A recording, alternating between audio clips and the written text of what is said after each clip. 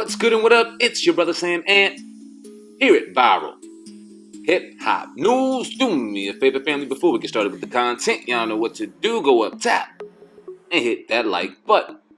Alright, so I've been doing Viral Hip Hop News for about 2 years now, and anytime I do a video about 50 Cent in particular, a lot of the people in the comment section, well, not a lot of the people, but some people, and it's in every video of 50 Cent, they're calling him a rat, a snitch, paperwork out on him, telling on this man right here up top, Jimmy Henchman. Now, these two have a long storied history together. Jimmy Henchman has a very long storied history in itself. If you don't know that, go ahead and look it up. But there was paperwork allegedly going around that 50 Cent told on Jimmy Henchman in relation to his late friend Lodi Mack's death, and that report has since now been faked. Now, the fake report allegedly made was a document saying that 50 Cent tipped authorities toward his nemesis Jimmy Henchman in the murder of a G-Unit affiliate. The document says that 50 Cent called into police to say that Henchman might be responsible for the murder of Lodi Mack. Now, Henchman, a one-time music mogul, has since been convicted of hiring men to kill Mack and sentenced to life in prison plus 20 years. Now, with this document floating around, it began to look like 50 helped put Henchman away, but today, cops spoke to who else but TMZ, in particular the FEDS, and they say that the report is entirely fabricated. Now, law enforcement sources tell TMZ with direct knowledge of Lomi and Jimmy's case, the alleged report was never taken and 50 was never recorded as having talked to officers working on the matter at the time. Man, oh man, I don't know if this is going to give any vindication to 50 Cent. I'm sure this is still going to go around and float around.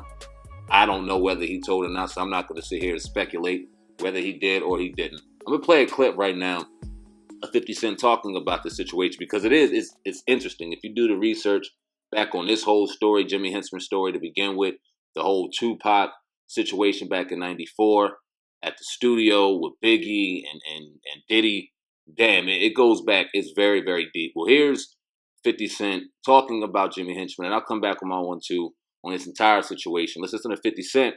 Let's go. That's not rappers, these gangsters. You know what I'm saying? Like the guys that I ended up having beef with, not Ja Preem. Right. Not Game Jimmy. Right. You see what I'm saying? Like, so it's like in these cases, like I kind of identified why he was so angry with his kid, with the little boy.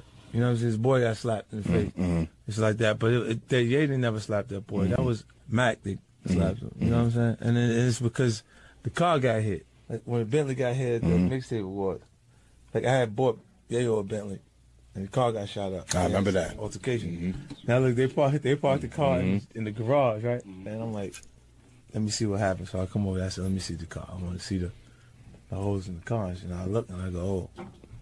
Nah, he just couldn't shoot. He was trying to make a move. Because it was right here. Like, it was head, like, at your head level, but it just hit the center part.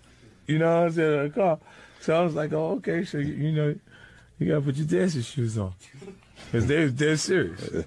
You know what I'm saying? Like, I ain't trying to, come on, man. You don't push pause with everybody. All right, that's a little bit of what 50 Cent had to say in regards to the situation. Now, obviously, Tony Yayo was also involved in the ordeal, or allegedly involved in the ordeal. But we heard what 50 Cent had to say in regards to it. Y'all leave a comment in the comment section right now. I'm very interested to hear what a lot of people are going to have to say because I like to go to my comment section sometimes, even though there's a lot of wild shit in there, and get the pulse of what people are saying, what people are thinking, because there's some very knowledgeable people in there, although it's also some crazy people in there. So can't wait to hear what y'all have to say. Something that I will take out of this that's very interesting to me. I don't know if anybody's going to catch on it. I'm sure they will. But TMZ, this is federal information. This is from the FBI. For it just to be thrown around to TMZ and for them to be able to report it, it's just very, very, I don't know what to think about that. It's one thing to be a news tabloid reporting site, and then there's another thing altogether to get information that should not be able to be received by just your normal news outlet. I mean, we're talking about federal information. We're talking about people telling, ratting, snitching. We've done a few videos on that whole culture on the Uncensored podcast. People take that shit very, very seriously. Lives are lost involving and around whether you're telling or not telling in that whole culture. So for this to even be around, for this to be circulating and looming, for people to be able to have the ammo to talk and speculate about it, I believe is very divisive, if you ask me. That's why I'm being very careful in the speech in which I even talk about this situation, because I don't know too much. But man, for the information to be able to even be out here for people to speculate is very interesting to me. 2019 like no other. It's just, man, are they giving us this information to kind of read between the lines and start some nonsense out here? I mean, I don't know. Y'all tell me in the comment section what you think of TMZ even obtaining this information, as well as what 50 Cent had to say, the documents in regards to him being a quote-unquote snitch, being fake. Man, y'all let me know right now. Also in the description box, there's links to our Twitter and IG, which you also see up top. Make sure you subscribe to all the movers that myself, Sam Mant, CEO of Viral Hip Hop News, runs. And make sure you go down to the description box, click that link to subscribe to the most dangerous, most underrated podcast on YouTube, iTunes, Spotify, Google Play, and all major online outlets to date. The Uncensored Truth podcast from my brother, Oh God, over at Hip Hop News Uncensored. I'll drop a little bit of the content on the back end of this video to check us out. Make sure you subscribe to our YouTube channel, as well as our iTunes, Spotify, whatever cell phone carrier you have. We're provided for you in the podcast section. We appreciate each and every one of y'all's support. Always trying to keep it raw, real, and uncut here at Viral Hip Hop News. Until next time, until next story, like I said, I sincerely appreciate each and every one of y'all. And I'm out of here, man. Peace. Here so far? Yeah, I think so. Wow, time flies. That as well as a few definitely other things. Hell yeah. Really? Yeah, because this is about the time right now that he came out with Story of a Don. Adnan. That's right. crazy. Hell yeah. Yep, sure was. Even when you were showing me that 2-year thing when we were sitting back here, kind of when we first started, the podcast unofficially, then I couldn't believe it how fast time flies, man. It's crazy. What people don't realize is, and we'll get to the topics, but now that you got me going. You had about 30,000 subscribers on Hip Hop News Uncensored when that started. Probably. You know what I mean? Something around there. We were just trying to start something, think of something. I had an R&B group that I was with. We were grinding and just trying to promote and just getting behind the camera and trying something. We had no idea that this was coming, but I think you and I both had that feeling in the back of our minds that, this could turn into something. Yeah. Because then it evolved. We started doing them in the back of the crib at the old spot, in the dirty ass lawn chairs and stuff. But the content we knew that had some substance to it. And then we built brands and brought them together. And it seems like it was so much because we got our heads down and we work in an episode. I know on the podcast, the audio version is 162. It's probably about 240 right now if you really count them out. Yeah. But to just think, where the hell did time go, man? 2 years already, man. Yeah. Yeah. And this goes to show, when you're working and you're busy, time flies. So we just want to keep our head down. We got a lot of opportunities on the table, where we're going to be doing some things and really trying to take what we're doing to a whole nother level, trying to get our product in front of a whole nother demographic, another audience. So we're excited about that, man. The BET Awards, as well as some other things, some charity events, powerful charity events coming up.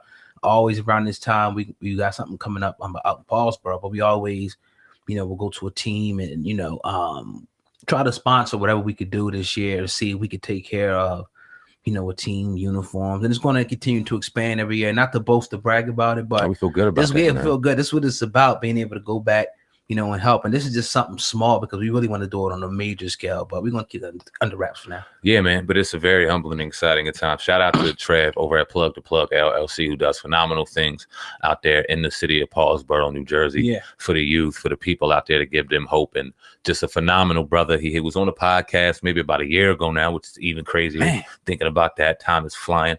And I mean, now to see how he's evolved and what he's doing out there, salute to that brother.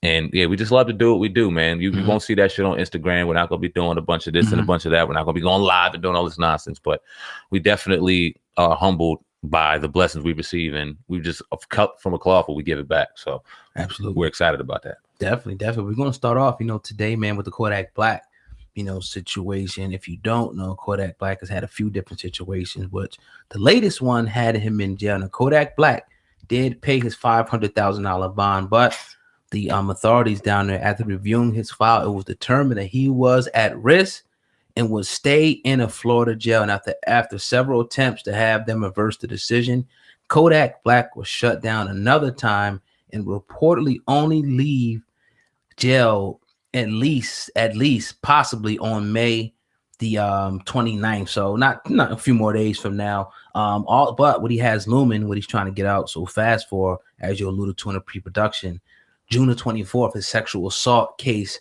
is beginning. His trial, is beginning. It's going to start. So he wants to get out and get prepared for that one, because that one, if it goes wrong.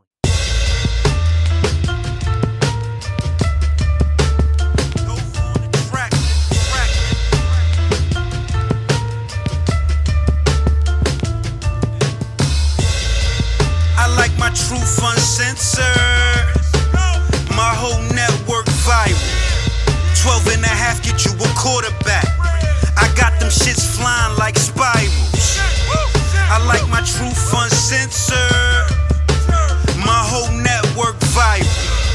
12 and a half get you a quarterback. I got them shits flying like spirals.